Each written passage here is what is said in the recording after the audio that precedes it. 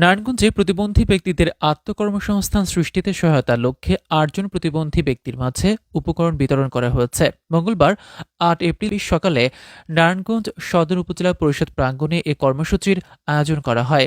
অনুষ্ঠানে প্রধান অতিথি হিসেবে উপস্থিত ছিলেন উপজেলা নির্বাহী কর্মকর্তা এস ফয়েজ উদ্দিন।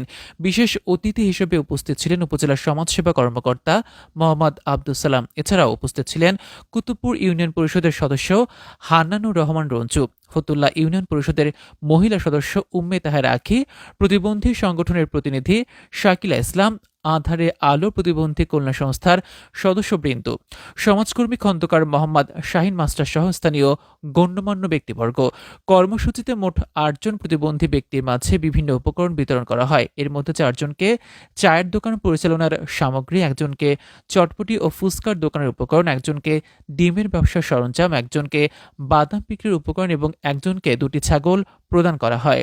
অনুষ্ঠানে সভাপতিত্ব করেন নারায়ণগঞ্জ সদর উপজেলা প্রতিবন্ধী উন্নয়ন পরিষদের সভাপতি মোহাম্মদ লিটন। এ সময় পরিষদের নির্বাহী সদস্য তাহমিনা বেবি, মোহাম্মদ রাহাত, মোহাম্মদ জামাল হোসেন, মোহাম্মদ সাদ্দাম, ফিরোজ ও আসমা সহ অনেকে উপস্থিত ছিলেন।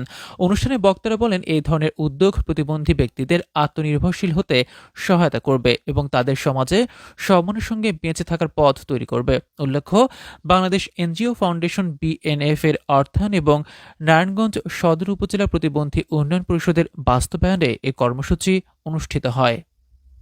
আমাদের এনজিও ফাউন্ডেশন কর্তৃক অর্থায়নে যে আজকে ১০ জন প্রতিবন্ধীদের মাঝখানে যে আত্মকর্মসংস্থান সৃষ্টির লক্ষ্যে যে সহায়তাগুলো দেওয়া হচ্ছে, এটা আসলে খুব একটা মহতী উদ্যোগ।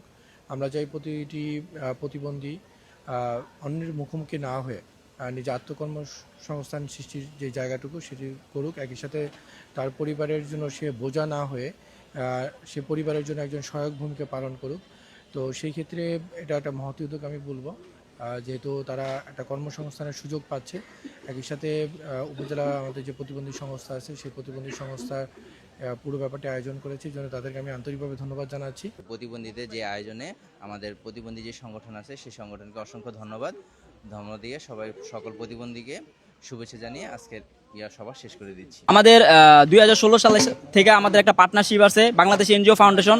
তারা প্রতিবারের ন্যায় আমাদের সবসময় সাপোর্ট করে যায়। প্রতিবন্ধী ব্যক্তি যারা চায়ের দোকান করে, যারা যে ওদেরকে রাস্তায় নেমে ভিক্ষা না করতে হয়, ওরা যেন কর্মসংস্থান করে, ওরা নিজের পায়ে স্বাবলম্বী হতে পারে, নিজের পরিবারকে যেন ওরা নিজেরাই যেন ওদের পরিবারের দায়িত্ব নিতে পারে।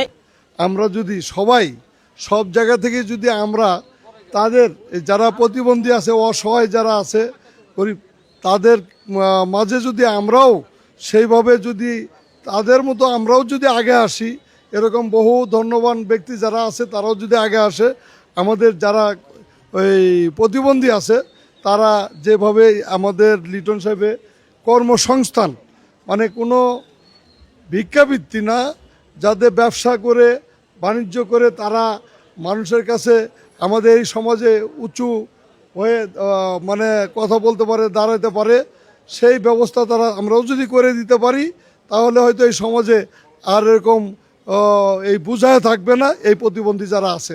শুধু আজকে না, অনেক আগে থেকে আমি এটার সাথে জড়িত। যে কোনো ইসে আমার কাছে ওরা যায়, আমার যতটুকু সাধ্য আমি করি, কিন্তু সবার জন্য আহ্বান যে সবাই যেন এদের পাশে এগিয়ে আসি।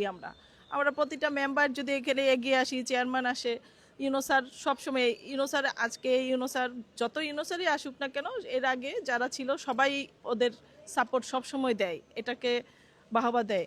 আমরা চাই এটা যেন ওরা এবার খুব খুব ভালো লাগলো যে এখানে যতটা মানুষের জন্য করছে, আমরা যেন এটা আর একটু বাড়াতে পারি।